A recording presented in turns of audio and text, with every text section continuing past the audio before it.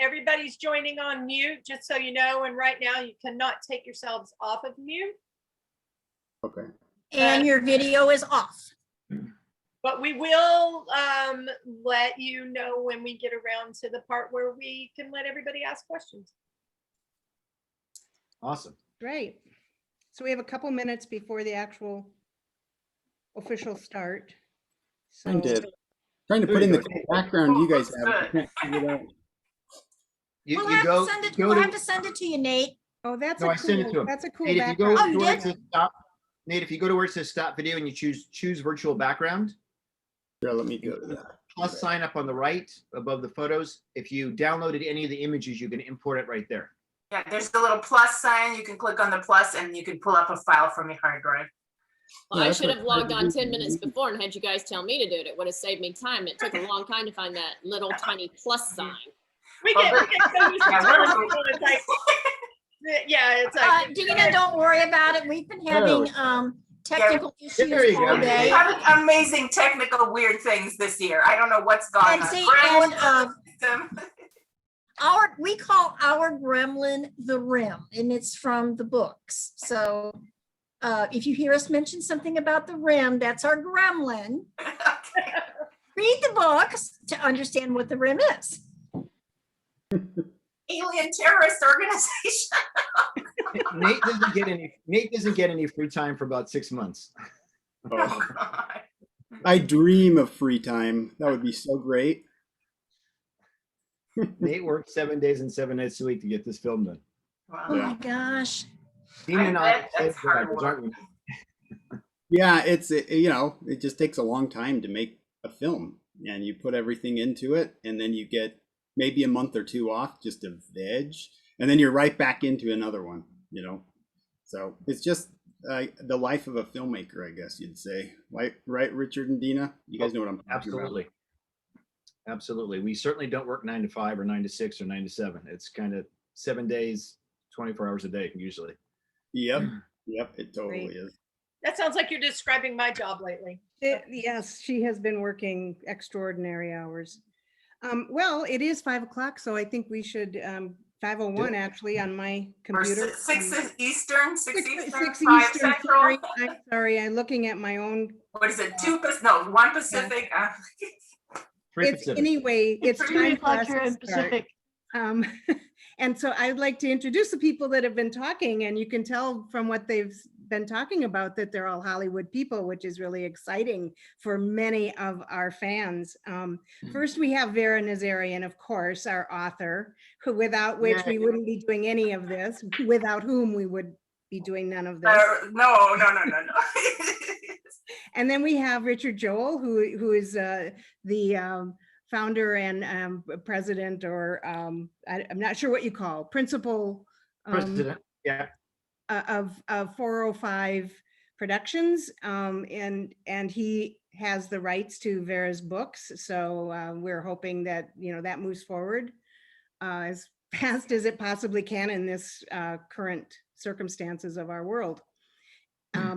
Then also with him and at his invitation, we have two other Hollywood people that we're real excited to get to know a little bit today. And that's Deena Dill, who is a actress, writer, and an executive producer in Hollywood. And also Nathan or Nate Smith, who is a producer and writer, writer, director of a major animated film that will be coming out at some point, and maybe he can tell us a little more about that as we go forward.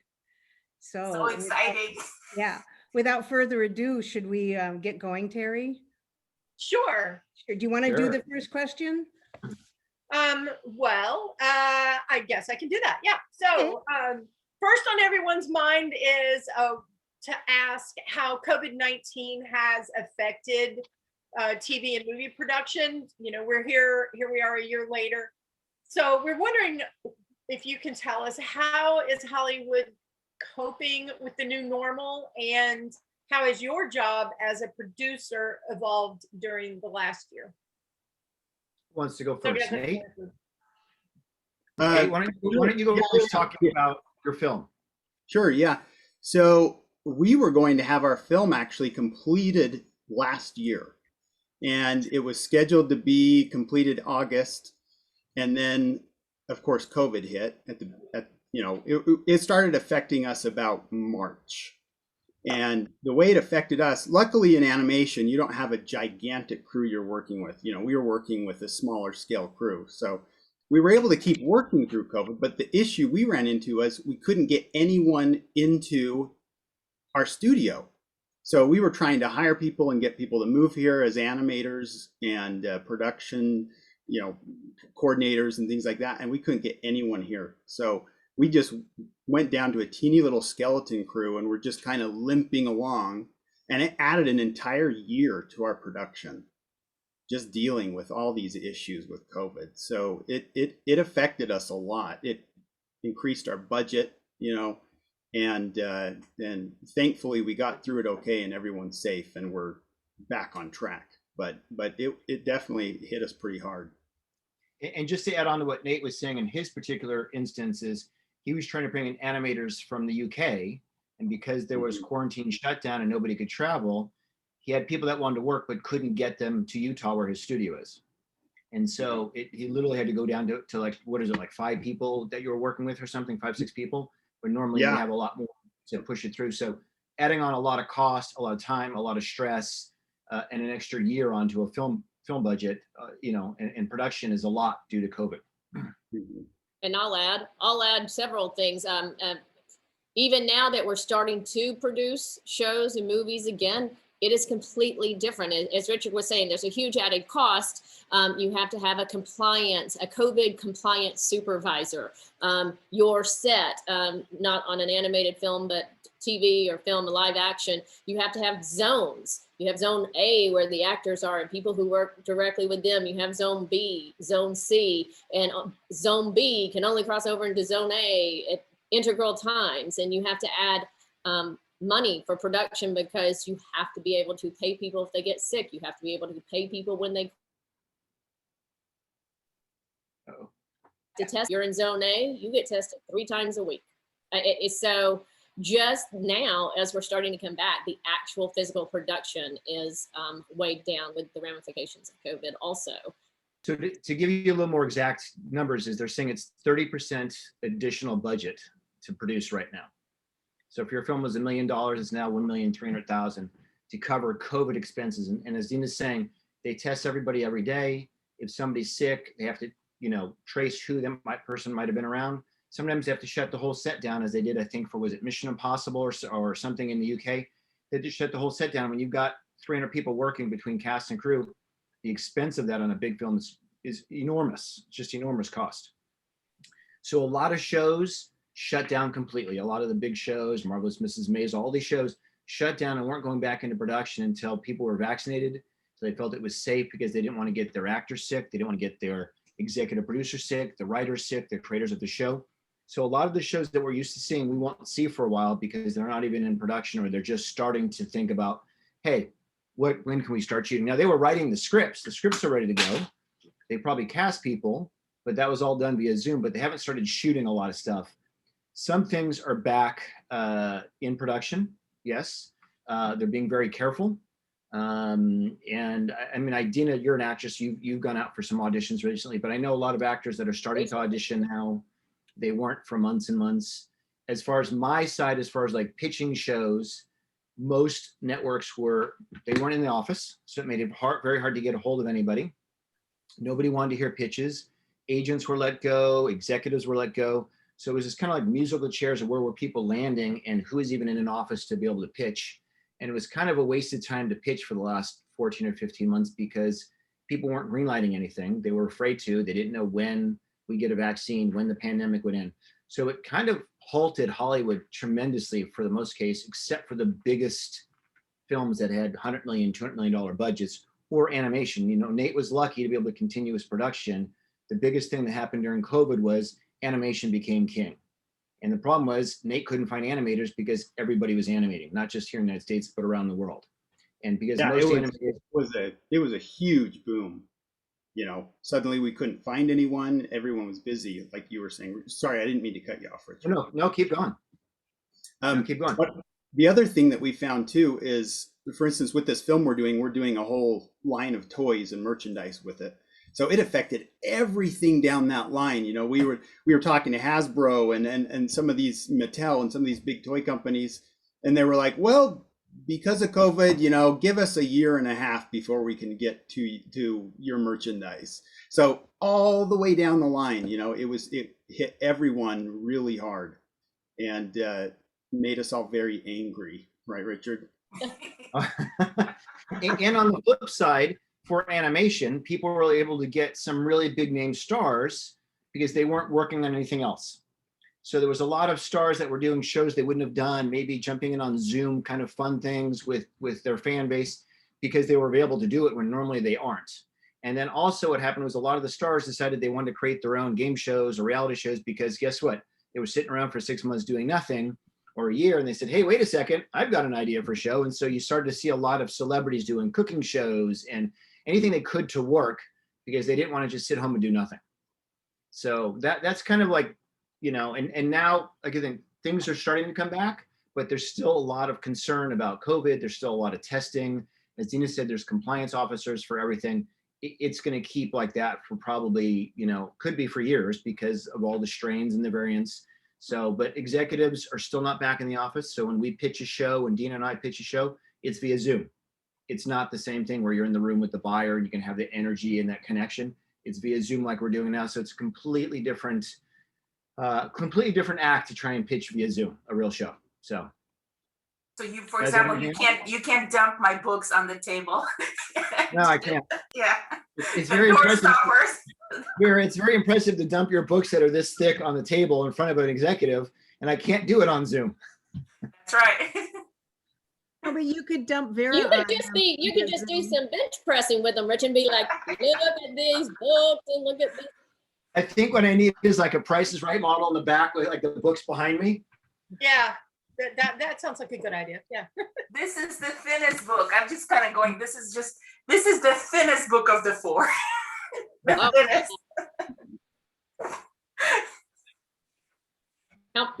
We'll get there one day, I hope. All right, Deena, Nate, anything else? Anything else?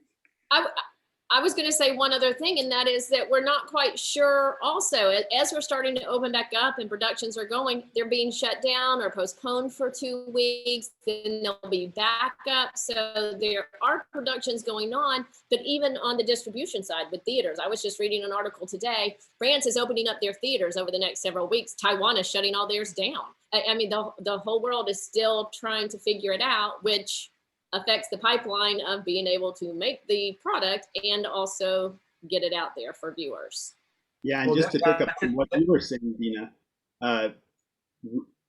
we've had to completely change our strategy of distribution, because originally we were going to do a big theatrical release, and because of the theater situation, there's now this huge backlog of major Hollywood films that are just waiting for things to open up so they can dump their product into theaters.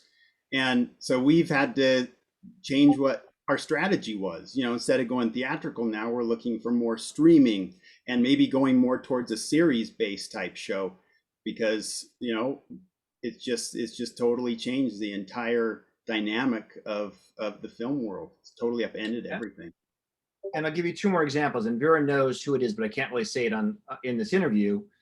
But I actually pitched the Grail series to a production company, a big production company, and they loved it, but they said, can we make it animated? And Vera and I both know we don't want this to be animated. No offense, Nate, we love our Soar City, but we want this to be live action. And all their thought was, can you make this animated? And we're interested. They didn't want live action. So that was another thing that during COVID, it was like, well, there's no reason to pitch because people are only thinking about animation right now. They weren't thinking about live action, what they can do, especially big budget, big set design like this would be. So it was kind of like a standstill for me in that sense. And then as Nate was saying about the movies, I produced 2 pilots, 2 proof of concepts for TV shows. And again, we couldn't pitch them because of COVID. So now we're putting them out on the film festival circuit to build some buzz, some excitement. And then in a few months, we'll take those when it kind of opens up more and go pitch them as series. One's called 99 Problems. The other one's called Quest to Queens. They're winning lots of awards. They'll probably be coming to a city near you soon. So, but yeah, I mean, that's all of the things that and so much more, I'm sure we're not even touching on. Well, you brought up film festivals. Those are lots of those have gone virtual. We used to go to a film festival, go out and go to a screening, walk in the room, talk to people, shake hands, pitch our project, get them to come to the screening, sit around, go to dinner with new friends. But most film festivals have gone online, if they're even still doing it, or they're postponing, hoping they can do some sort of limited participation in person and part online. So even that part is different. I'm actually going to a film festival on Sunday for one of our films, and they're claiming it's the first in-person film festival of 2021. Wow, my God. Across the country. So it really, and the other aspect that we haven't touched on is all the people that have lost their jobs, that aren't working, that have either had to change careers, lose their homes. So it's not just about, hey, what's at the top level of selling and producing a film. It's all the people that work below the line and above the line that haven't been able to work for the last year and are in, trouble trying to pay their bills as well. So it's rocked Hollywood.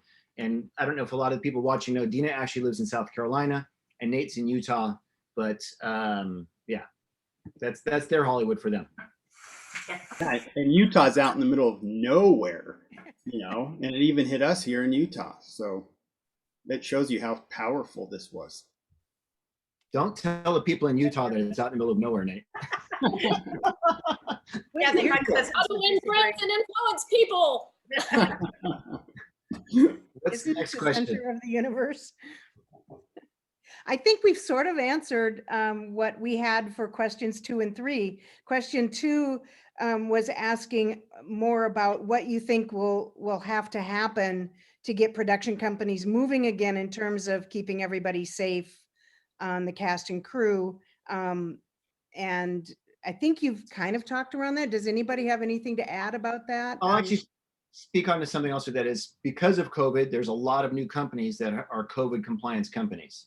So they specialize in providing people on set that take the temperatures, that sanitize everything, make sure everybody's safe, they go through the checklist. So it's created work for people that were never in that business before. And it's a high demand, it pays well, and there's not enough of them in Hollywood because as things are really starting to ramp up, there's not enough people to put on a set to make sure everybody's safe.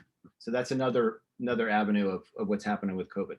That's fascinating. Yeah, I didn't know that. So I was telling you about how most productions are divided into zones now, and zone A and zone Z can only interact at certain times of the day, and you can only actors can't wear masks when they're on screen, so they have to be the most protected. So they're zone A and the least people are around them. So all of these compliance rules that we've mentioned and that Richard is talking about, those were sort of a collaborative effort between the unions, the studios, the production companies, Screen Actors Guild, Producers Guild, Directors Guild, and the unions all came up with these guidelines. But as production is starting to open up, every location has their guidelines too. So those compliance officers have to call South Carolina Film Office and get what's happening in the state of South Carolina right now, on top of what they have already agreed to do for the unions. But that deal ended this month, I believe. And so everyone assumes it's going to get renewed in June or July, maybe with a few different parameters, but hopefully there won't be any sort of work shutdown as they sort of renegotiate this. Everybody wants it, so I think everyone will yet again cooperate, but the unions and the guilds and the studios are all coming together to define what protocols and requirements are, literally within the next couple of weeks. I would also imagine even the CDC mandate has been taken down for masks because people are vaccinated. I would imagine on set, especially in sound stages, everybody will still be wearing a mask for a long time to come, just as extra added protection. Right, and there's a big debate on whether to require people. What's that, Deena? It sounded like you cut out, Deena, sorry. Yeah, I think there she is. Oh, I am so sorry. I said part of the new requirements are they're debating whether studios and production companies can require vaccinations. Same big debate with lots of employers. Right. Okay, there was one more related question, and I think we've sort of answered that one. You guys have already sort of answered that one, which is what's hot in Hollywood right now and what are studios looking for. And I think we talked about animation and film festivals. Is there anything else that's hot? I think, over the last year, what was put into production was a lot of reality or game shows, competition shows. So you'll probably see a lot of those coming out on all the streamers because they didn't have anything on the schedule for actually scripted content. So you probably see even Apple and Amazon and Hulu, everybody coming out with lots of game and competition shows. You see a lot of cooking shows coming out again. I think as things start to ramp back up, they'll start to look for the big shows, the big series. They'll start to put things back into production, but I'm not sure they know right now what they want because everything's been, sideswiped for a year. Well, and it seems like what is happening is the shows that have maybe lighter production crews, where you don't have to have a huge amount of people to get a product made. Those are the things that people are really clamoring for because they can be made faster, but also with, well, I guess in animation it's not faster, but overall it's a smaller production crew and a smaller amount of people in order to get, whatever it is that you want made. Makes sense. What other questions we have, ladies? Well, the next question that we had was, and this one's a little bit more geared directly towards the Atlantis Grail books. So Sure. The compelling theme of high stakes games and action competitions runs very strong in all of the tag books, the Atlantis Grail books. How can this be exploited for best effect on film? Well, I think what's great about today is the CGI and the ability to create what looks so lifelike and so real and have actors participate in it. I picture the Grail games being brought to life in full scale and full scope with the floating, seats, with everything. There's no. If you look at the movies, whether it be Avatar or any of these movies, everything can be brought to life. So I think we're in a great place and a great space to bring these books to life.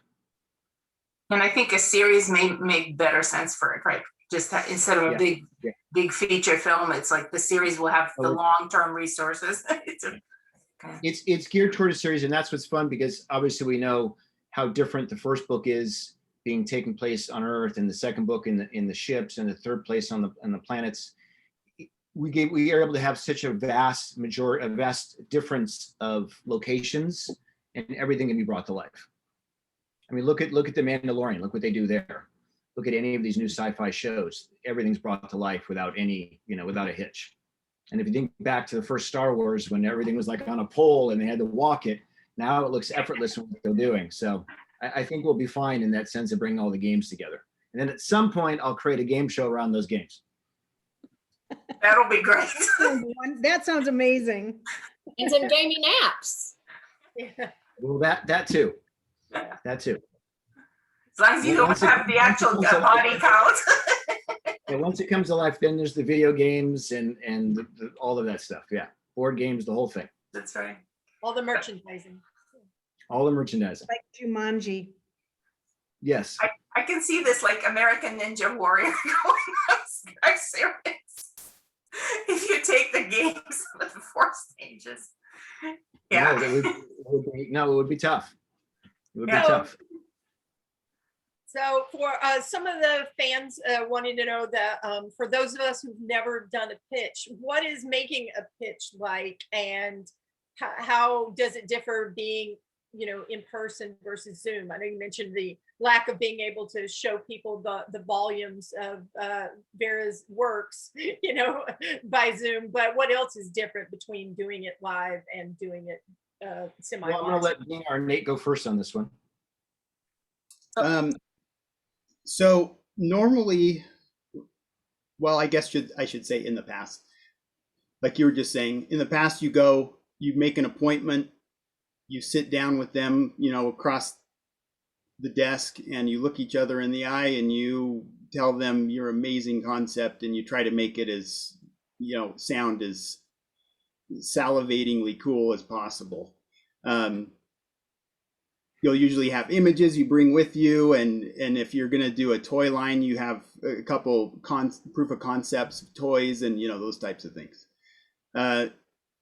Obviously, Zoom completely, or COVID completely changed it. So now most of this is just done over Zoom, and you're like, look at this cool figure I have here, over a little camera. Isn't this so great? Imagine this, playing with this. Or I have a really cool idea for, whatever it is, a knight in shining armor doing this and this. You have to have some kind of proof of concept in terms of a trailer or something that you can show visually to represent what your, what your idea is.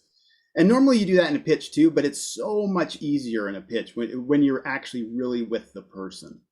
But over Zoom, you have to prove everything visually completely.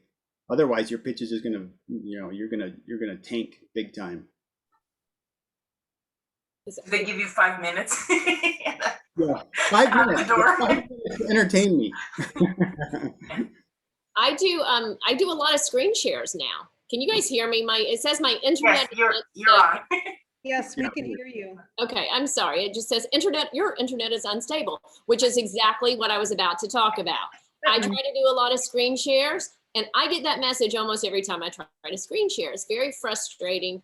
But you go in, what Nate was talking about, going in with your visuals. You have to now figure out how to give them the visuals on the one flat screen, whether it's a toy, whether it's you presenting something like Richard was talking about, or watching a demo reel, that sort of thing. But I do find that I actually, and I did not know that it was going to happen this way, I end up having sometimes a more personal connection with someone on Zoom because something always happens. It makes everybody kind of human. I've had my husband, he's an ER doctor. He's come home late at night when I've been pitching somebody in London. So, it's their morning, it's the middle of our night.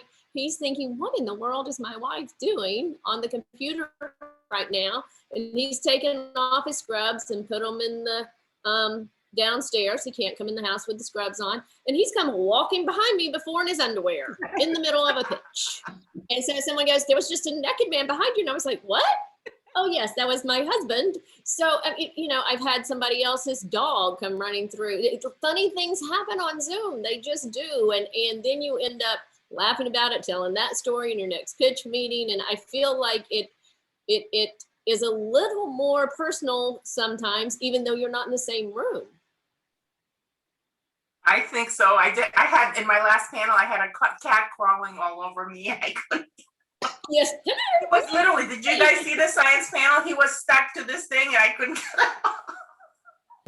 So here's the mechanics of the storytelling and pitching are the same, but it's just have to make. I think I'm going to add on to what both of them said. So oftentimes when you're in a room, we'll bring in maybe a 3 or 4 minute sizzle or trailer to show the buyers. And you usually put it up on their big screen. You have their full attention. It's a dark room. But on these Zoom things, you really can't play anything because it skips and it stops. So you'd have to send it to them ahead of time or afterwards. So you don't get the same connection of them watching it, knowing when they're laughing, seeing what they're reacting to, and being able to work off of oh, they really loved this part of it, or they really liked that part of it. And oftentimes they'll stop and ask you questions in the middle. So we kind of lose that connection. The advantage is, oftentimes, and Nate knows this, we have a partner in New York. I'm in LA. We have 2 other partners we work with here in LA. Nate's in Utah. So it allows, the 5 or 6 of us to get on a Zoom call and have a meeting, which otherwise we'd all have to fly into town or try and make that happen once a month. So it's allowing us to connect with buyers or people in London, as Deena's saying, or in Australia, that we wouldn't have been able to do before because of Zoom. Sometimes you get more time with the people, so you do have more of a connection. You can talk about, for some reason, everybody wants to talk. Like I was interviewing a celebrity the other day for a game show. We spent 2 hours on a Zoom. I'm like, there's no way I would have gotten 2 hours if I had met with him in person. It would have been probably 30 minutes over a quick coffee or something. This went on and on. He just wanted to keep talking because he was at home. He introduced me to his wife and his son. So there is advantages to it. I don't personally like it because I have a feeling if you look at my eyes, people are looking over here, they're looking over here, they're looking at their text messages popping up. So to keep somebody's attention for more than 5 or 10 minutes really focused on what you're saying, I think is extremely hard. I see their eyes glazing over after like 3 or 4 minutes. I'm like, oh geez, okay. Because it's just, in the room, they've got to focus on you. They can't look at their phone. They can't be distracted. So, and to answer your question, I think it was Shelley or Teri, whoever asked the question, there's a multitude of things, Nate as an animator may bring in. We're putting together a little teaser right now of the movie, little 2-minute teaser to tell the story, right? We have a presentation deck that we're going to go with it. We have the budget that will go with it. Sometimes it's just a presentation deck. Sometimes it's a presentation deck and a Bible of all the characters and all the story arcs and what's going to happen over seasons 1, 2, 3, 4, 5, 7. What happens to each individual character? What's the theme? What's the tone of the story? So there's so many different things depending on what you're pitching and who you're pitching it to as to what you bring. Right now, because of Zoom, everybody says keep your pitch to at least, they're no more than 10 minutes because they're going to ask questions and it's going to still be 30 minutes. But in the old days, people would go in, they'd plan a 20 to 25-minute pitch through the whole thing. Now they're saying keep it to 10 minutes on Zoom, otherwise you lose your buyers right away and you'll lose them. So there you go. That's the fun and the pros and cons of pitching via Zoom today. So as a follow-up to that, assuming that, things go back to somewhat normal at some point in the next couple of years, do you think that everybody will go back to the old way of pitching, or do you think it'll be a hybrid, and what would you like to see happen? My feeling from what I'm hearing is that most people are going to continue on with the Zoom unless you're J.J. Abrams, who happens to have to go into the room at Warner Brothers. The biggest executives will probably go in the room. I think everybody else is going to pitch via Zoom. I think people like not having people come into their office, not be chained to that. So from what I'm hearing is most people are going to continue with the Zoom at least for the next year or so. And that's true with producers. Nope. Nope, we got you. I can speak for her if you want me to. Cut off, Deena. Now Deena, we have Am I back? Yeah, she's back. She's back. There you go. Okay, I don't know what you heard. Should I just repeat it? It's a really short 2 cents. Yeah, say it again. Yeah, say it I again. completely Yes. And she's out again. And she's out again. Those actresses, you never rely on an actress, let me tell you. Well, this is the Zoom. This is what's happening. Oh, this is a very good point. Okay. I was actually pitching a president of a production company about a month and a half ago, okay? And I like to sit, or actually I like to stand in my office. I got fresh air, got the light, and for whatever reason, it wasn't working. So I literally had to move to like 4 places in my house to finally get reception. I had to sit on a couch, like all crumpled up to try and get reception to talk to this woman. And I was now uncomfortable. This is a big energizing show. And I was like this, trying to pitch her. And I lost audience right there because she was so annoyed that it took me 5 minutes to find reception that she had checked out of the whole pitch. Mhm. So that's another thing that often happens with these is it's unpredictable. Deena's internet was unpredictable. So, but she's back. So what do you have to say, Okay. Deena? What I was going to, in a different side of the business, auditioning is very different now.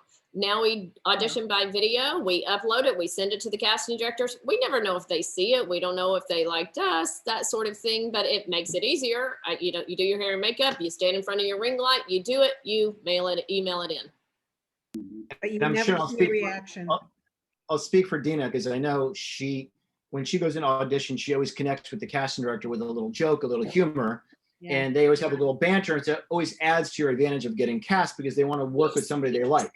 And in this case of having to send in a video, you lose that connection with the casting director. Am I right, Deena? You are correct. It's really, I'm worried that my booking rate is going to go down because I love being in the room with people, meeting them. And you're right. You walk in, you see a picture on their wall, you comment on it, you have a joke, they have a joke. And now I just stand in front of my ring light, say my lines, email it in, and hope I get a job right now. And this is another draw. This is another drawback to not being able to audition in person, because I've been on both sides, is oftentimes an actor goes in and does, say, 70% really well, and the director says, or the casting director says, you know what, just try it a little bit like this, and let's see if we get there. And they work with you sometimes if they like you, if they know you, if they want to help you get that part, they're going to work with you. In this case, you're basically auditioning and you're sending what you have. Now, the pro to this, and I know Deena does this, she might do Don't tell my 7 or 8 secrets. She might do she might do 7 or 8 takes. That of is not scene, true. and then she can get the best take, or she can cut it together, whatever she wants. But you get a chance to do it as many times as you want. And as an actor, oftentimes it's 5 minutes later, you go, oh, you know what, I should have done this. And so it allows an actor, actress to maybe work with their scene a little bit more. So I don't know. So you just send a multitude of videos and formats and just send it all. And hope for- I usually do 2 different takes of the character. And so like, oh, you know, here she is, say she's a professional woman. Here she is, proficient and really good at her job. And then the next one, I'll be like, she's kind of a dingbat. I do 2 different takes of the same character, because when you're not in the room, as Richard's saying, to get the feedback, I'm like, oh, no, you have characterized this completely wrong. So I usually send 2 takes, and I'm like, and I describe them when I send them to the casting director. I've done 2 takes, and this is what I hope you see in this audition. And in the second take, I hope you see a change of a character. So I can play that range, because I have no way of knowing what they're looking for. Hey, Well, Nate, and as a director, oh, sorry, Richard, go ahead. Well, I was going to ask you a question, Nate. Because of Sure. COVID, you did all the VO for the talent. They were not in your studio. Would you normally have the talent in your studios that you could work with them that way, or do you normally do it like long distance type of thing? Yeah, so usually we would actually go and meet at a studio, right? So I would usually fly out there or have them come here, whatever it is, because I like it's a better performance if you can sit there and actually work with the person one-on-one, is what I've found. But with COVID, you couldn't do that. So yeah, we would do it over Zoom actually. So I would be sitting here and they would set up the phone or iPad or whatever it was with my face on it. And she would be, you know, the actress or actor would be sitting right in front of the microphone, and they'd talk. And I was hoping I was getting the right sound quality out of my little iPad to be able to direct them. It's very different. The thing is, it's so easy. It's so much easier this way when you can just, you know, wake up, set up your iPad, put on a nice shirt, and that's it. And give someone directing or pitch something. It's so much easier. I bet Nate right now is sitting in pajama bottoms. Are you, Nate? I know you Yeah. a little. Let me pan this Nobody down. stand up. Nobody stand up, because we're. Yeah, we've all seen images of like the news anchors sitting there, and then you know, the white picture them sitting in their underwear. But it has made life a lot easier in terms of your schedule. You know, like if you're trying to audition someone for a specific role, like Deena was saying, it's really easy just to pull up some demo reels and just quickly watch through them and see what you think. But it definitely you're losing that one-on-one human connection that we used to have. So some things I think we've lost, other things we've gained in terms of I'm able to spend more time like at home with my family now, time that I maybe usually would not have been able to have. So those things are really nice. But other things, you know, it's a little sad. And I personally think it's going to become a hybrid. I think that we'll still have in-person pitch meetings, but maybe it's like the second or third meeting where things are really progressing along, then you actually go and meet with them. But for the first couple times, I think it's just going to be, tell me in 10 minutes and then we're out of here, you know? Yeah. Cool. Okay. Shelley, you want to do the next question? Sure. So this one just follows along with the same thing, questions about projects being developed. Does a project in Hollywood now need to have major name talent attached to it first, or does it happen after the studio picks it up? I think Whether or not depends you, basically, do you need to have somebody on board as a major Well, it name? really just depends on the project. I'm attaching some talent to a couple game shows because that'll be easier to sell with name talent attached. I could pitch it without the name talent, and then the network would say, okay, hey, we love this. Let's go attach, you know, so-and-so to this project. In the sense of a TV series like Tag or something, that would be done after it's bought and developed. Then they think about who is it they want. They'll start doing real castings, and they might go through hundreds, if not thousands of people to find that right person. or maybe 10. They might say, you know what, right away we know it's Deena Dill and she's got to be the this character. And so it really just depends on the project, and I don't think there's any set rule. Oftentimes it's attaching maybe more on a series of showrunner than it is the talent, because the network knows, oh, we know J.J. Abrams, he's going to be great to work with, or we know this person. So I think it really just depends on the project. Nate, what do you think? I agree. There's no specific rule, is what we found. It kind of depends on exactly what you're going for with the product or the project. I do think that bringing name talent on adds a lot of clout to your project. So if we're going and we're pitching it to a specific company, going in there with like, hey, we got Dennis Quaid as our lead actor, it suddenly makes the project more valid and real. So we like to attach name talent as quickly as we possibly can to our projects, because it makes finding a distributor that much easier. And just to clarify, that's a different situation, because Nate's raising the financing. So he's producing the film. So he has 100% control of who he wants to cast in the film. Whereas when you're selling a TV series to a network or a streamer or studio, they have the whole say-so of who's going to be in it. So if you try and attach, Drew Barrymore to something and you walk in and they don't want Drew Barrymore, they want Julia Roberts, you might have a bit of a problem because you've already attached her. So in the sense of Nate producing a film, it makes a lot of sense to go out and get your star names, get the voiceover, makes it easier to sell because names sell it. In the sense of the series, it's the reverse. At least I think. That's interesting. That is interesting. I had no idea. In the world of independent films, a star name, as Nate was saying, brings you some clout. It helps you to go raise more money. If you get a star name, people take you more seriously. It also helps bring on other talent and actors, yes, but also a director or musician, the choreographer, the cinematographer. If you have a few celebrities involved or very well known, as Richard was talking about, a showrunner, someone who's going to be the executive producer and create the whole series and be there, the network wants someone that they know they can depend on. But I will say also, it really helps in the independent world for marketability as well.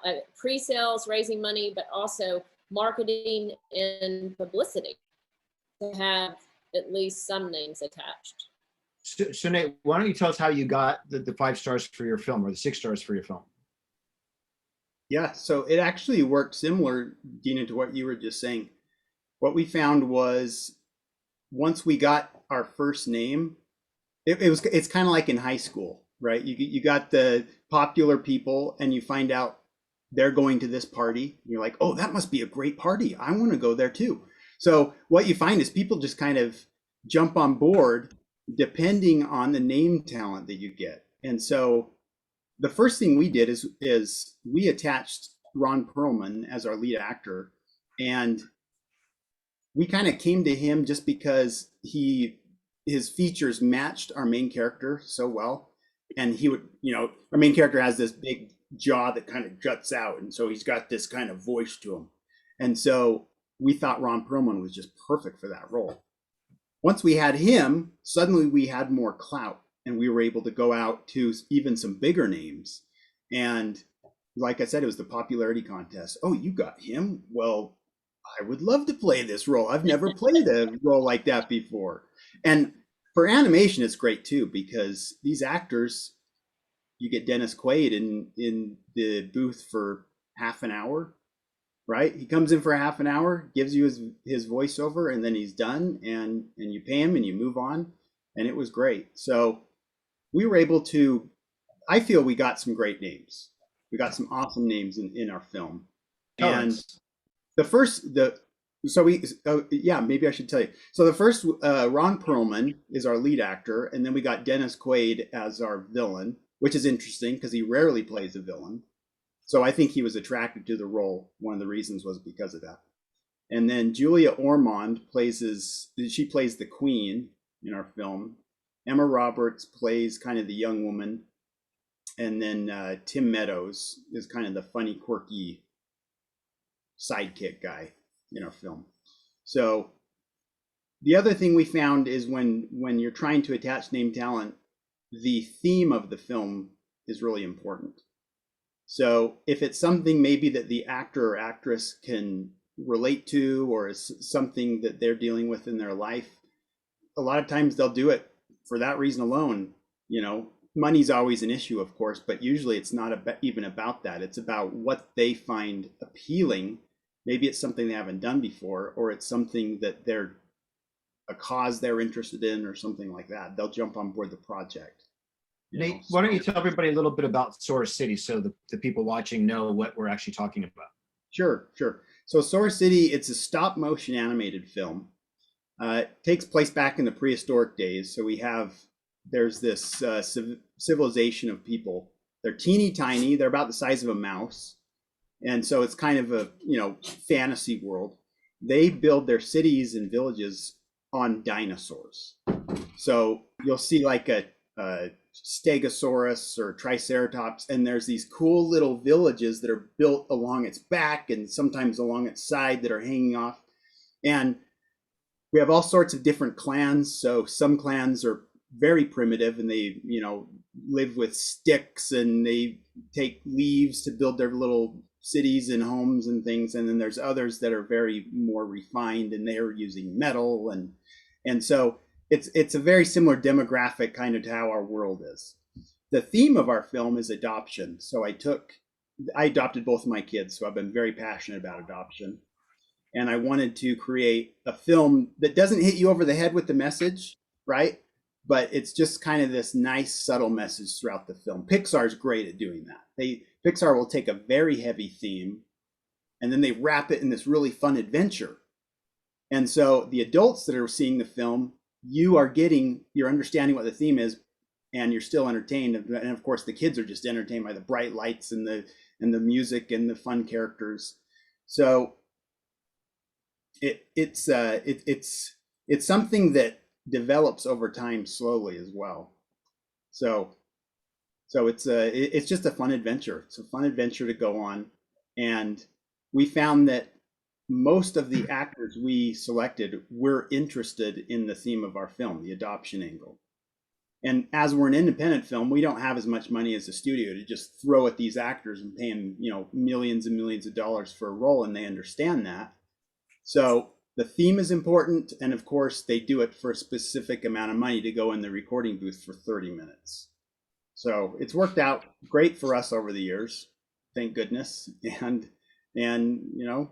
we're grateful enough that we can just keep going. We can keep plugging away and making more and more. And just to give everybody an idea of how long it takes to make a stop motion animated film, from the time the idea starts with the script to the finished product of post-production, Nate, how many years will you have worked on this film? We will have worked on this film for 5 years. And it started with a little, teeny little idea, which was the dinosaur village idea, but a story can only, or a visual can only take you so far. Probably about the first 5 minutes of a film, you're engrossed in the visuals. But after that, your story has got to carry all the way through to the end. So we worked 3 years solid alone on our story. We didn't do any filming. We did nothing but focus on the story and get the story just right. And then once you have the story right, then you're able to finally pull the trigger on, the production end. But it's amazing. A lot of people don't realize that the story usually is the hardest part of making a film and the most time-consuming part. It takes up your brain space completely as you're trying to work out the story, and it's a huge puzzle that you have to put together. But once you get it right, then you have a great film and that people are going to enjoy it. But it's definitely a huge process. So 5 years we've been working on this. It may end up being 6 by the time everything is completely said and done with the merchandise and everything, Yeah, that's just for everybody, obviously, ladies, but everybody watching. Hollywood doesn't happen overnight. Some films take 7 years, 10 years. Some shows take 10 or 15 years. It's a process. It's a labor of love, and it's continually pushing it and working it and massaging it until it's just right, and attaching the right actors, or getting the right budget, or getting the financing. It is, and that's why we said it's not a 9 to 5 job. it's a 24/7 job. And Vera, I know you probably write around the clock. You're always writing because you have so many books coming out all the time. You're not 9 to 5 either. Anything on the creative in the entertainment world, whether it be music or directing or producing, it's a labor of love. It is. Mhm. Yep. What else do we have, ladies? Well, there was a question for Deena that Sure. it said you have extensive acting credits in all genres, but you're also a successful creator, producer, and writer. So, and you've won film festivals with comedy pilots that you've executive produced, sold, produced nonfiction shows. It's a really long question, and and so basically, it's like, did you decide to be so diverse on purpose, or did you sort of fall into it? Uh-oh, she's frozen. She's frozen. Uh-oh. She's so shocked. And She no doesn't one know else what to can say. answer it because it was for her. Yet again, internet is unstable. Am I back? Yes. Yes, you're back. Yes. Okay. You're back. Deena, quit falling asleep. You're Deena, so quit falling asleep. When I first started acting, I was almost 30. So it was a career change for me. And I will tell you, I didn't have many choices then. I got called for an audition. I'm like, okay, it's, I never wanted to do any nudity. There were certain things I did not. And so when things came along that were not those things, I was thrilled to have an audition. Like I didn't think I was someone who would want to do a soap opera, but I got a soap opera audition and that was my first job, acting. I wouldn't have chosen that. But then as I booked more jobs, I got to say no sometimes, and I got to pick and choose, or say I don't want to audition for this type of show. I want to do this instead. But then when I started producing, I was pickier about it. The concepts, what I wanted to put out there, what I wanted to help produce. And I would say just that has been eclectic on purpose because I like watching different entertainment. So I like producing different types of entertainment. I mean, I have varied tastes. Some days I want to watch a comedy. Some nights I want to cry myself to sleep after a love story. So I want to produce a variety of shows just like I want to watch them. Can you hear me? Okay. and I will also say that was sort of propelled by one of my first acting jobs. And this director calls me sometimes and said, I saw another interview where you said my name, you're welcome. But I was hired by a director named Richard Gabai, and he hired me as an actress. And on the set, he said, I just think you're so funny. I think you're really smart. I was like, thank you. But he said, you're 30 and you're starting out acting. And I don't want you to end up bitter and a bitter out of work actress, because honestly, I hired you. It's an independent film. It's one of your first jobs. But if somebody could hire you or Kelly Preston and she's already a huge star, why are they going to hire you? And I was like, thank you for making me cry. But he went on to say, but you can do other things and still be involved, and it will help you with your acting because you'll be so much more well-informed about the whole process. And he was right. And not long after that, he and I talked about working on another project together, and Richard and I started talking about producing game shows together. And I thought, you know what I do? I want to do a lot of different things. That's great. I love that. Me too. Different things are fun.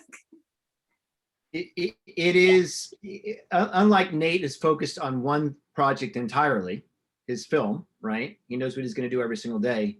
Deena and myself, where we have projects that are scripted, unscripted, series, feature films. I'm flying off to Louisiana next week to shoot a pilot. Our minds are going left and right all the time because there's always different things coming into our space, into our projects, different partners we're working with around the world. So it keeps it fun, but sometimes it also makes it really difficult to keep our head on straight. I had a question actually for you guys too. How many actors or actresses do you think actually go on to become producers or filmmakers? They may start off as an actor, but how many do you think actually kind of, as their acting career is dwindling out, take on more of that role? I'm going to let you go on that one first, but I have my thoughts. Go ahead. Okay, I would say it's a lot different now. You know, 15, 20 years ago when I was acting, but then started producing, there weren't many actors / producers. Now there's tons of what they call multi-hyphenates. And a lot of actors want to have more say in what they're doing and what they're producing. I think the percentage is pretty high now. That's what we're finding as well on our end. I think I just had looked through one of my agents, the agents at my agency, and looked at his list of people. Probably 80% of his client base said actor, writer, director, actor, writer, producer, all the way down. They were all like multi 2, 3, 4 hyphenates. And I think for a lot of, as Deena was saying, 15 or 20 years ago, you probably couldn't. Today, I think the smart actors are creating their own work. They're creating their own projects. They're writing them, they're starring in them, they're producing them. And you'll see that more and more and more because there's avenues to sell those shows. There's, with all the streamers and all the online and all the YouTubes and all this, there's so many places to sell content that wasn't there 20 years ago. So actors, the new actors and the smart actors and the successful people that are already stars are realizing I should have a production company. I should be producing it and holding on to some rights. I should have some say in so how the project's actually made so that it looks good, it's presented in a certain way. Or as Deena says, she wants to produce certain content. She likes to do family-friendly content or action. She has some say in how it's made now.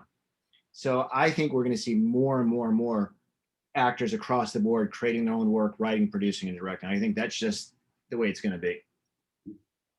You know, I was gonna say all of them. When you asked the question, it would make sense to me that every single actor would go through this journey of first being in it, then working around it, and producing. So it's like you don't want to quit. You just don't want to quit, but you're still a part of the industry, so you're gonna do everything else too. So I would say. I think if you look at a lot of the new shows coming out, if you actually look at the credits, you usually see 1 or 2 of the lead actors who are also co-EPs or executive producers on the projects these days.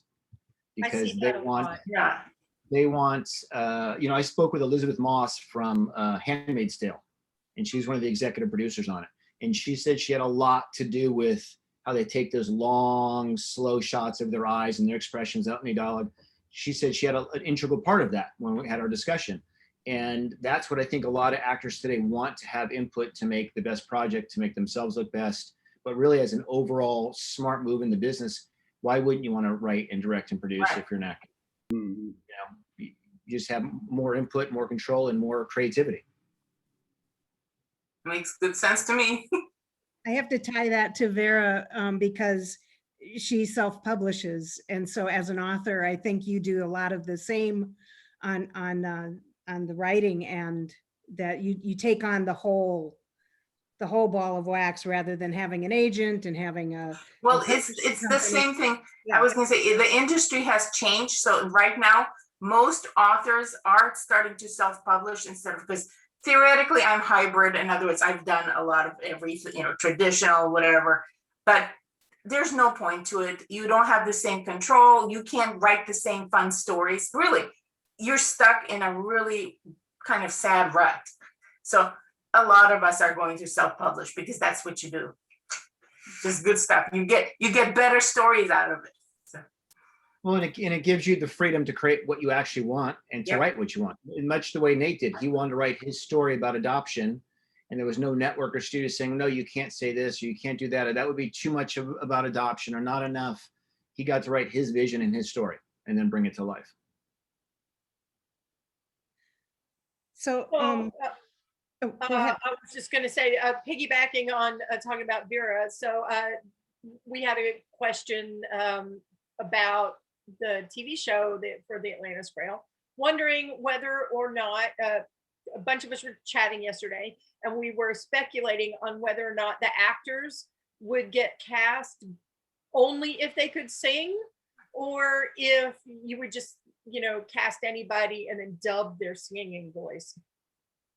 That's a really good question. I think most actors today can sing. Most actors and actresses can sing. And if they haven't sung, most can still learn to sing.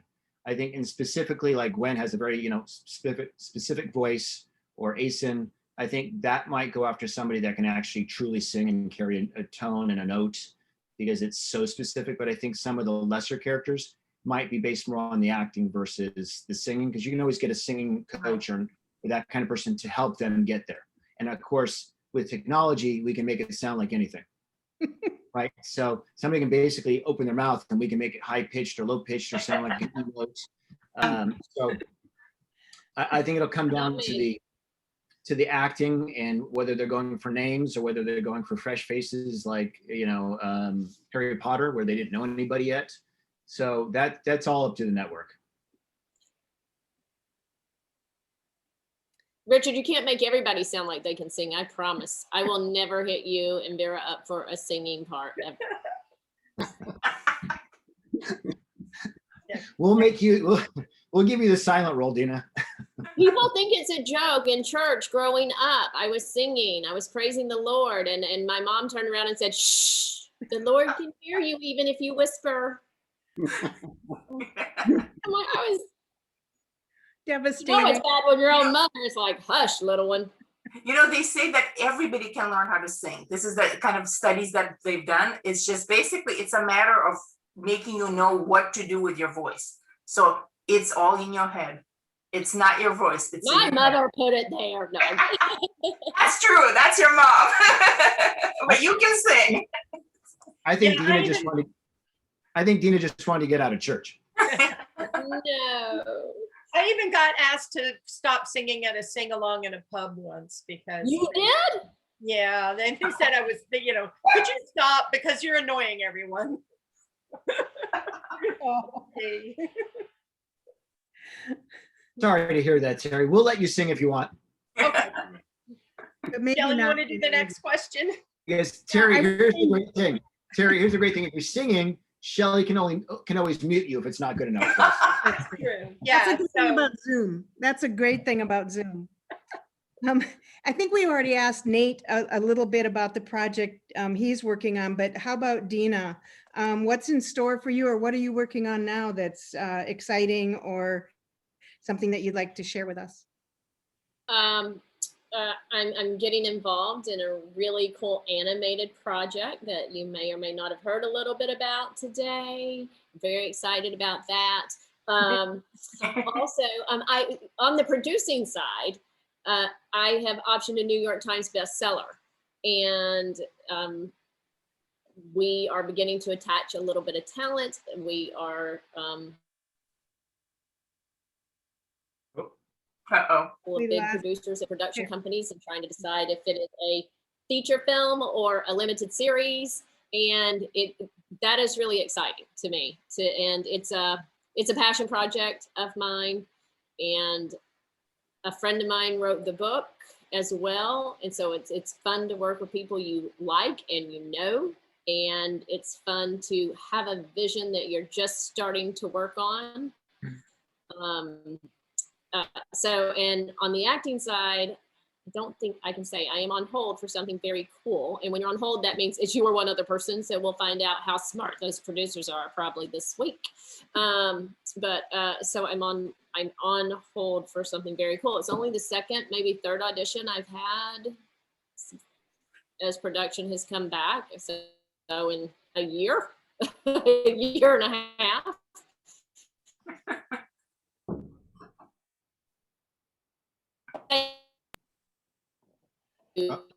Oops.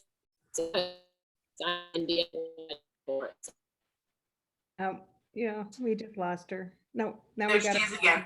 We just lost the last sentence, I think. Yeah, we lost you partially and then you're back. I said I would tell you, but I did right before I auditioned. I signed an NDA about the acting role. Well, you can break that. It's just I mean, who cares? Get sued. Is it just a follow up, Deena? Is it hard trying to work out of South Carolina, especially as an actress? I will tell you, I think that COVID has actually made that part of it easier, because as we talked about before, you're auditioning on video now. When I first came here 4 years ago, 5 years ago, it was harder. Now people want videotaped auditions. When I first came here, I was still recurring on a show, so they were willing to fly me in. And after that, maybe the next year or two, it was a little bit harder. I had a strange schedule. I came back to the Southeast for family obligations that took a lot of time away. And then when it was time for me to start working again, I did go in person back to LA and see some of the casting directors who had been kind enough to cast me in things before, and tried to keep those relationships going. So it would have been much harder had I not already had a little bit of a resume and knew some people. And now it is, I think, let's hope, it's going to be much easier sitting in South Carolina, because they will absolutely accept videotape auditions. And they do Zoom auditions now. That's so my second callback for this role we were just talking about was a Zoom audition. And also, I think for Deena, being in South Carolina has actually helped a little bit, because Georgia and Atlanta is doing a lot of filming that we weren't doing here in California. So I think she went out to Atlanta just a couple times, but she was called to Atlanta to do some auditions, or they're doing a lot more work in Georgia, and they had been for the last 6 or 8 months than we have here in Los Angeles. Right, that's true. And they were able to do a couple of Lifetime movies, Hallmark movies, and that sort of thing with smaller cast and crew as well, and that worked out well for me. So I have continued to work.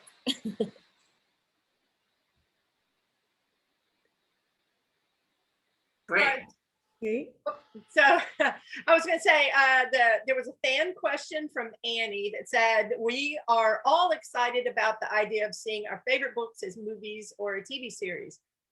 Vera, is it a bit difficult for you to let go, giving the story to someone else to write the screenplay, knowing that some changes and omissions will be necessary? And will you be able to serve as a consultant throughout the writing and filming process? Well, it's a great question, and it's complicated because it's a yes and no, because sure, it's my story, but at the other end, it's a different kind of art product. In other words, you can't really compare a book and a movie, or anything visual is just a different kind of way of interpreting the story. So my thought is, I put stuff in your mind so you read it on the page, you generate the specific image, and then the actors chosen to portray the characters were never going to match what you think you want them to be. It's just not going to happen. So that's already one thing. So I can't fight the laws of physics because it's not going to happen. Second is just going to be time. It depends on how they stretch it out, what type of, how long the series, how many seasons, and so on. So I have to tell myself, it's my story, but it's going to be Richard and the studios and everybody else on board. It's going to be their interpretation of the story. Just like when actors put on a Shakespeare play, not saying that this is Shakespeare, but they put on a famous old play. Sometimes they would put Romeo and Juliet back in the, original costume play. Sometimes they put it up in modern New York, minimalist background or something. So it's just, this is up to the visual artist and the company that does it. So I will say I give it up with trepidation, but I trust that that's going to do great. And I trust that, Richard and everybody, they're going to do a beautiful job with it. And of course, I would love to have a little bit of input on some things, but we'll see what happens with that. So there we go. I think to speak to that is, once a network or studio picks it up, I would love for Vera, and it's something I'll push wholeheartedly, for you to be a consultant on the project, because I wouldn't want to do it without you. Your vision is amazing. But for the fans, knowing that it's Gwen's story throughout all of the books mostly, right? You get a little bit here with Gracie, a little bit here with Gordon. There has to be stretched out things for additional stories, an A story, a B story, and a C story in every episode and throughout the seasons. You can't just be Gwen the entire time. So there's going to be additions that we take creative license to fill in some blanks. I just read Ace in Blue and got a really good perspective of what he was like as a little kid in the cadet school, right? So those are the things where we'll turn to Vera and say, Vera, what were you thinking for this character? What's the background on this character, so we can fill that in? But yes, I would push wholeheartedly for her to be a consultant on it the entire time. And it's really, a lot of that is just creative juices put into a show to make it viable for a TV audience to follow, to get into the characters, to get into the story, and keep it moving. One of the I'm sorry. I just want to say, Vera, what a great attitude you have about it, about, you want to see it come to life, but you understand it's a different medium. When we pitch shows all the time, that's one of the hardest things to learn, even as a producer. You go in with an idea, and as soon as the studio executive says, oh, don't particularly like that, let's change it to this. It is so hard not to say, no, don't change that. I worked so hard on that one thing. No, we cannot change that. But I wrote it. So I think you have a great attitude. Thank you. I'm going to work hard on it. Richard, it'll be way easier to work with her than some writers. Well, I get it. I get it how hard you guys are working on it. I mean, I know that's the part I get. I don't know how to do any of the visual stuff. I'm not in the industry in that sense, but I get the part that you're working hard. You want to put your right foot forward. You want to do the best with it. So yeah, I trust you guys. and as Nate massaged his script for 3 years, it is the same thing with pitching, whether it be a game show that I think Deena and I took us 3 or 4 years to sell our first big game show. The same thing with the Atlantis Grail is fine tuning it because everything's changing because of COVID being shut down. Everything kind of changed. People are looking for different stuff now. How do you make that viable for the buyers today? And sometimes it takes a year, sometimes it takes 5 years to make a film happen. So it's being patient, it's hitting at the right time, it's finding the right people. It's making sure the vision is, and as I mentioned earlier, when somebody wanted us to animate it, I knew from my conversations with Vera, that was not something, a road we wanted to go down. It was going to be live action or not. And so even though this is a huge production company, celebrity run, I said no to the animation. And it could have been easy to say yes, but it wouldn't have been the project that her and I want to do. So I'm trying to hold true as much as possible to the vision that Vera has with the books, that our conversations, and bring that to life for the networks and buyers. Thank you, Richard. I super appreciate it. I can only remember when they tried to do that to The Hobbit, and it didn't come out well. They tried to animate The Hobbit. That's right. Oh, that's right. Yes, yeah. I always say if you took something like Lord of the Rings, would that have been as good animated? No. Would Hunger Games have been as good animated? No. So it's our conversation that Vera and I have on a regular basis as to how we want to position this and how we want to sell it and how we're going to, hold true to the vision of what it is and the fan base. We don't want to let down the fan base. Right. I think, Vera, that's what's so great about you being able to stay involved in the process, because as fans of the books, know that the author is involved, the one who actually created it. That in my mind is going to add, a lot more clout to the whole series in general, because you have to have the creator involved somehow. As a fan, they're gonna love that you're there, kind of watching over everything and making sure it's close to what you wanted it to be. I think of myself as a fairy godmother in this case, where I can just say, well, a little bit of here and a little bit of there. And just to let the people know, I don't know who knows Hollywood, doesn't know much about Hollywood, is the network or studio always has the final say on everything. So, and Deena and I can test, we had a game show that we had a very specific title for certain things, and they came in and changed the title, and we didn't love the title. I mean, it grew on us, but we didn't love the title. We were like, oh my God, no. And there were certain changes they wanted to make, and sometimes we let the changes happen, and sometimes we put our foot down and said, no, that'll change the whole show if we let that happen. And so it is a constant battle with network, with studio notes, with the people that are financing it. Their input has to be taken because they're the ones paying the bill. So sometimes it's out of Vera's hands, it'll be out of my hands, it'll be out of the showrunner's hands. If the network says, no, we want, this guy to be 6'4" and not 5'6". So there's just, or whatever, whatever the storyline is, they might say, that's not a good storyline, let's go a different direction, even though that's what's in the book. So it's hard to say. Where I work, we call that the art of knowing how to pick your battles. Yes, very much so. Very well put. I'm sorry, I just now saw a chat thing. Can I read one of the questions over here on the chat? Because I think it's super important, Vera and Richard, at this particular time, and it ties into what you're saying.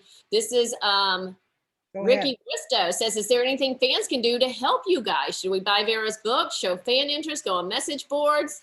What a great question from a fan.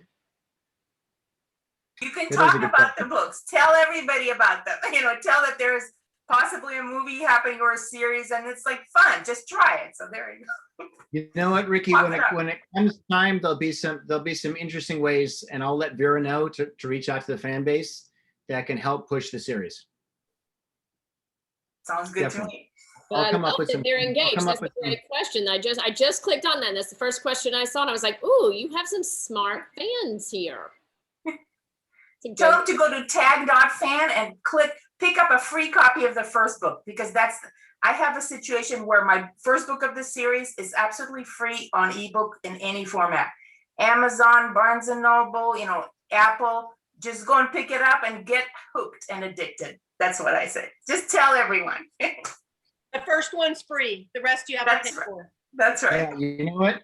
Ricky, send that first one to everybody you know. There you go. There you go. If every fan sends it to everyone that they know, we'll build up a huge fan base in no time. Exactly. We'll And it's people to free. fan base. It's free. You can't go wrong. I love it. Somebody wrote the first book as a gateway drug. It is. Definitely it was. Well, thank you in a good way. Yes, exactly. That's awesome. And look what happens again. He's back. He's going to be crawling all over me. Okay, wait, I'm going to show you. This is what's happened to mine. Oh my God. He's back. He's back to crawl all over the floor and the seat. Oh, look what you got. Oh my God. She or he is When I adorable. said I'll show you what's happened before, are you worried I was getting my husband in his underwear? No, it's the puppy. This Oh, happened. It's that's He's down adorable. here under my feet. color as your hair. Go little Sometimes Steve. Richard, a time or two, has been like, make sure the dog is up, Deena. We don't want the dog coming in the picture again. They don't listen. They don't listen. We always ask the buyer, are you a dog person? And if they say yes, then Deena brings the dog out. That's a good plan. I I like think that. so. Yeah. Perfect. I know that fans are probably saddened that it may take several years yet before these books make it Yes. into a production. But on the upside from that is that Vera will be working hard on the next prequel series. So you may have even more material if you decide to purchase that as well. Well, that's the plan. I'm gonna have to. That's I'm gonna have to push exactly. Vera. I'm gonna have to push Vera to write a little faster. No, I will. just whip her into shape here. no, but it's actually great that she's writing book one of the prequel now. Right. That's That's right. actually fantastic because that gives the buyers some. She's shared a lot with me, so it allows me to give the buyers a real idea of the length. Like we've talked, this can be Where we 15 to can 20 take it. seasons of a show. Yeah, it spans about 13,000 years. So It's some of her And we fans talked are about- getting Okay, up I in need to be the bad guy right now. Sorry, Oh, I'm the bad guy. No, I'm the bad girl. age. Every story needs a bad guy. Well, of course, I'm the time monitor, okay? It is time. Oh no. We have like 10 Time minutes is- left, right? Time is No, up, we have folks. the next I'm session. sorry, this has been wonderful, and I've been sitting here listening and just, being down here in the corner, and my dog's been in and out of the screen quite a bit. If you notice, he's got his little tag sweater. His name is. So, I'm going to be the time monitor and say, sorry, time's up. So if you'd like to say your goodbyes. No. Well, we certainly want to thank Richard, Joel, and his colleagues, Deena, Dill, and Nate Smith for joining us today. Really made it special. And Vera, of course. So thank you so much.